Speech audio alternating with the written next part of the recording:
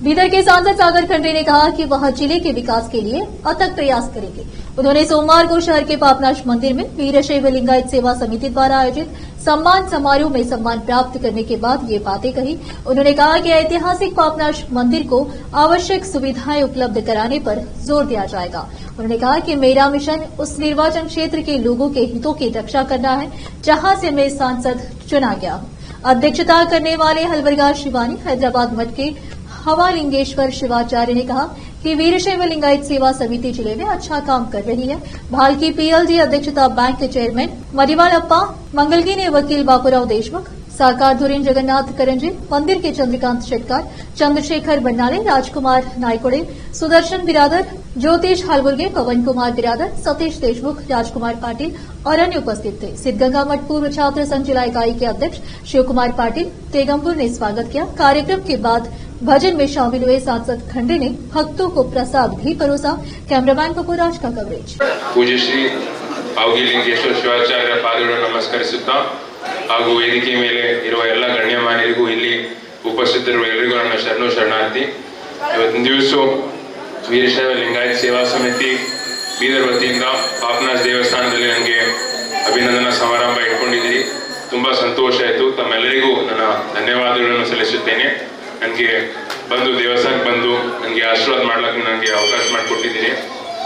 ಇವತ್ತಿನ ದಿವಸ ಲೋಕಸಭಾ ಚುನಾವಣೆಯಲ್ಲಿ ದೇವರ ಆಶೀರ್ವಾದದಿಂದ ನೀವೆಲ್ಲರೂ ಸಹಕರಿಸಿ ನನಗೆ ಬೆಂಬಲ ಕೊಟ್ಟಿದ್ದಕ್ಕೋಸ್ಕರ ಪ್ರಚಂಡ ಬಹುಮತದಿಂದ ನಾನು ಗೆದ್ದು ಬಂದಿದ್ದೇನೆ. 100% ಒಳ್ಳೆ ರೀತಿಯಲ್ಲಿ ನಾನು ಕೆಲಸ ಮಾಡ್ತೀನಿ ಅಂತ ಹೇಳಿ ತಮ್ಮೆಲ್ಲರ ಮಾರ್ಗದರ್ಶನ, ನಿಮ್ಮೆಲ್ಲ ಹಿರಿಯರ ಮಾರ್ಗದರ್ಶನ ಇದೇ ರೀತಿಯಲ್ಲಿ ಇರಬೇಕು. ಇವತ್ತಿನ ದಿವಸ ಪಾಪನಾಶ್ ದೇವಸ್ಥಾನದಲ್ಲಿ ನಾವು ಈ ಕಾರ್ಯಕ್ರಮ ಮಾಡ್ತಾ ಇದೀವಿ ಅಂತಂದ್ರೆ ಅದು ನಮ್ಮ ಪುಣ್ಯ. ಇವತ್ತಿನ ದಿವಸ ನಾವು ಪೂಜೆ ಮಾಡಿದ್ದೀವಿ.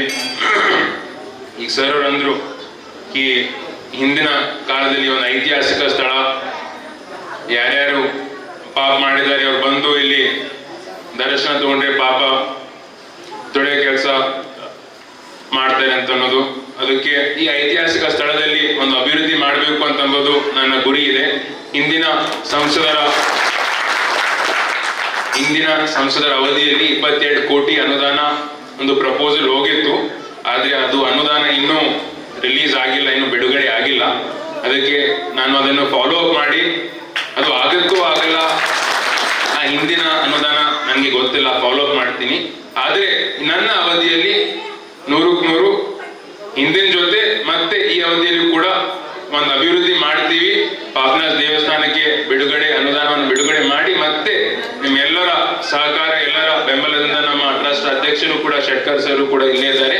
ಎಲ್ಲರ ಬೆಂಬಲ, ಎಲ್ಲರ ಒಂದು ಒಗ್ಗಟ್ಟಾಗಿ ಯಾವ ರೀತಿ ನಾವು ಪ್ಲಾನ್ ಮಾಡಿ ಅಭಿವೃದ್ಧಿ ಮಾಡಬೇಕು ಅದು ನಾವು ನಮ್ಮ ಅವಧಿಯಲ್ಲಿ ನಾವು ಮಾಡ್ತೀವಿ ಅಂತ ನಮ್ಗೆಲ್ಲರಿಗೂ ಭರವಸೆ ಕೊಟ್ಟು ಮತ್ತೊಂದ್ಸಲ ತಾವೆಲ್ಲರೂ ಬಂದಿದ್ದೀರಿ. ತುಂಬಾ ಸಂತೋಷ ಆಗಿದೆ.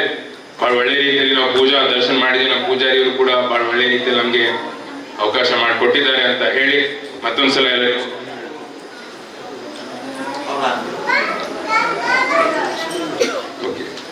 ಅದಕ್ಕೆ ಮತ್ತೊಂದ್ಸಲ ನಮ್ಮೆಲ್ಲರಿಗೂ ಪ್ರಸಾದ ವ್ಯವಸ್ಥೆ ಕೂಡ ಮಾಡಿದ್ದಾರೆ. ಅದಕ್ಕೆ ಮತ್ತೊಂದ್ಸಲ ಎಲ್ಲರಿಗೂ ನನ್ನ ಧನ್ಯವಾದಗಳನ್ನು ಸಲ್ಲಿಸಿ ನನ್ನ 2 ಮಾತನ್ನು ಮುಗಿಸುತ್ತೇನೆ.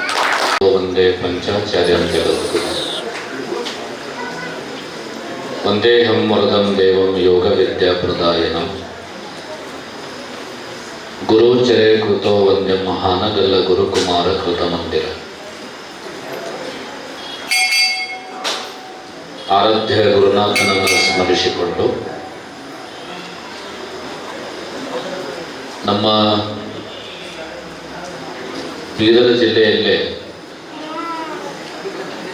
ಭಕ್ತರ ಪಾಪವನ್ನು ಕಳೆದು ಮೋಕ್ಷದ ದಾರಿಯನ್ನು ಭಕ್ತನಿಗೆ ತೋರಿಸುವಂಥ ಒಂದು ಸುಕ್ಷೇತ್ರ ಯಾವುದಾದ್ರೆ ಅದು ನಮ್ಮ ಪಾಪನಾಶಲಿಂಗ ದೇವಸ್ಥಾನದ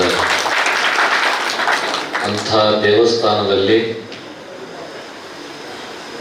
ರಾಮನು ಬಂದು ಪಾಪವನ್ನು ಕಳ್ಕೊಂಡು ತನ್ನ ಈ ಲಿಂಗವನ್ನು ಸ್ಥಾಪನೆ ಮಾಡಿ ಆರಾಧನೆ ಮಾಡಿರ್ತಕ್ಕಂಥ ಒಂದು ಪುಣ್ಯಕ್ಷೇತ್ರ. ಅಂಥ ಪುಣ್ಯಕ್ಷೇತ್ರ ಲಿಂಗಕ್ಕೆ ಅನಂತ ಕೋಟಿ ಭಕ್ತಿ ಪ್ರಣಾಮಗಳನ್ನು ಸಲ್ಲಿಸಿ ಇಂದು ವೀರಶೈವ ಲಿಂಗಾಯತ ಸಮಿತಿ ವತಿಯಿಂದ